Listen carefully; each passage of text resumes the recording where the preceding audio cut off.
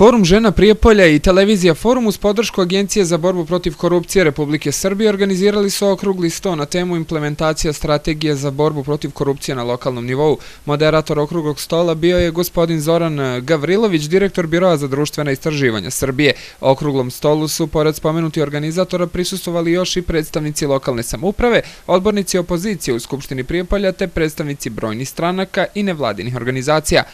Kada je riječ o otvorenosti lokalne samouprave za saradnju sa nevladinim organizacijama, lider najjače bošnjačke stranke u vlasti Prijepolja Samir Tandir ističe da ona mora biti na principijelnim načelima, a nikako ne na ucjenama.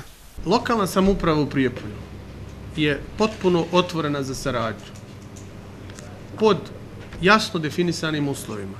Ako ta saradnja treba da podrazumijeva da smo mi dužni da vama dajemo neke pare, ili da vam obezbedimo neki prostor u Domu kulture, na primjer, onda to nije saradnja, to je ucjena. I mi na to principijelno ne pristajemo. Znači, završavam.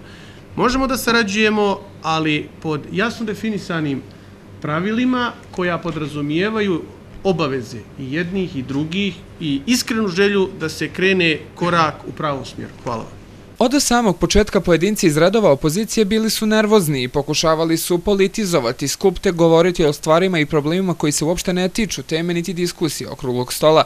Tako je Slobodan Gojković javno nazvao predsjednika države Aleksandra Vučića čovjekom koji laže, na šta mu je gospodin Tandir odgovorio da se predsjednik države mora poštovati te da su takve kvalifikacije nepotrebne, kao i da je upravo vlada Srbije izdvojila novac za ovakav skup, što ukazuje na njenu želju i predanost u borbi protiv korupcije. Nema borbe protiv korupcije ukoliko ovaj veliki moćnik koji se zove AV ili Aleksandar Vučić to ne bude zaista hteo, a on to neće.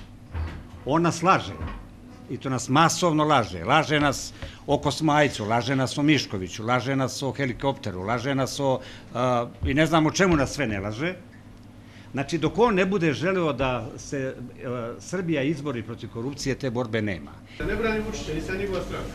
Republika Srbija, Agencija za borbu protiv korupcije, znači vlada Republike Srbije je Srpska napredna stranka sa svojim partnerima, gdje smo mi partneri također. Da, pare, da bi vi došli na skup i govorili o tom. Ipak je to veliki korak. Gospodine Gojković, imali ste 12 godina.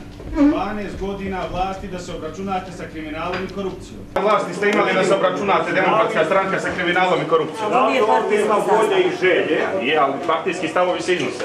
Odbornik SDP-a Izudin Šantić i sam je priznao da trenutna vlast okupljena oko SNS i Stranke pravde i pomirenja nije kriva za korupciju, već da ona postoji još od ranije. Podsjećamo javnost, u prethodnih gotovo 2 decenije vlast u Prijepolju obnašale su Demokratska stranka i SDP. Što se tiče same korupcije, ovo što kolega Gojković kaže, ima li Prijepolju korupcije, pa naravno da ima. Da li je svojstvena samo trenutnom stanju i trenutnoj vlasti? Naravno da nije. Nije ova vlast donijela korupciju u opštini Prijepolje, korupcije od uvijek bilo i to treba da budemo svjesni. Moderator gospodin Zoran Gavrilović ističe da je vidljiva želja i vlasti i opozicije kao i svih prisutnih da se što prije mora iznaći rješenje za borbu protiv ovog negativnog fenomena. Ono što ja mogu da kažem danas jeste da smo imali jednu raspravu koja je u stvari pokazala potrebu za borbu protiv korupcije.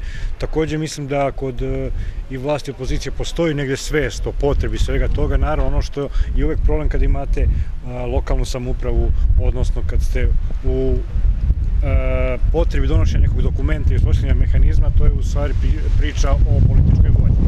Ono što se nadam da će posle današnjeg sastanka, i to je jedan od utisaka, jeste da kažem još jednom da bi moglo da se u Prijepolju desi da se vlast i opozicija dogovore i da prosto donesu odluku da uđu u borbu protiv korupcije. Koordinatorka projekta Mediji u borbi protiv korupcije Mirjana Tešević stava je pak da je Srbija, kako kaže, duboko ogrezla u korupciji. Srbija je duboko ogrezla u korupciji. Prijepolje ne može biti izuzetak, nije nikako izolovano ostrvo van toga. Najgore od svega je što se u svesti običnog građanina to nešto doživljava kao normalno, ne shvatajući da korupcija uništava svaku oblast u koju je zašla, a time ruši i temelje države. Gospodin Samir Tandir navodi da je rijetkost naći lokalnu samoupravu u regionu koja ima ovakvu vrstu demokratskog kapaciteta, obzirom da je, kako kaže, od ranije poznato da se do vlasti nije moglo doći kada ste bili opozicija. Odazvali smo se na poziv i ukrstili argumente. Znači u većini slučajeva vlast i ja kada sam bio opozicija niste mogli da dođete do vlasti, oni su u nekim svojim kuloarima, opozicija je pak na ulici, u nekim drugim sektorima i vrlo rijetko imate priliku da ukrstite mišljenja. Zašto smo mi otišli? Pa da dokažemo da se mi apsolutno ne plašimo nijedne teme oko koje treba da se razgovara i da ponudimo svoju verziju priče. Znači, naprosto ne dozvoljavam da imamo neki sektor, u ovom slučaju nevladin sektor, koji treba da bude neka kasta koja će određivati šta je to dobro, šta je loše, šta je ekologija, šta je korupcija, šta nije, ko šta može da radi i tako dalje. Naprosto ne prihvatam takvu vrstu generalizacije stvari i ne prihvatam priču da su političari, ne znam, prljavi, a da je nevladin sektor savjest društva. Jednostavno, ako dobri i pošteni ljudi rade neki posao, onda je taj posao dobar i pošten, ako ga rade nepošteni, onda nije pošten. Ono što smeta gospodinu Milanu Gačeviću, članu opštinskog vijeća u Prijepolju, jeste što, kako kaže, nevladine organizacije konstantno pokušavaju da od svake vlasti naprave kriminalce. Neke nevladine organizacije koje su i danas pokušale, a verovatno to rade stalno, da od svake opštinske vlasti pokušavaju da naprave kriminalce. Nas to nije bilo strah da izađemo danas i da javno govorimo i da kažemo o čemu se radi. Svi oni koji kradu, koji otimaju i koji su krali i koji su otimali, treba da završe tamo gdje im je mjesto. Međutim, mi ovdje često imamo problem da ljudi koji iznose činjenice na videlu imaju problem sa zakonom.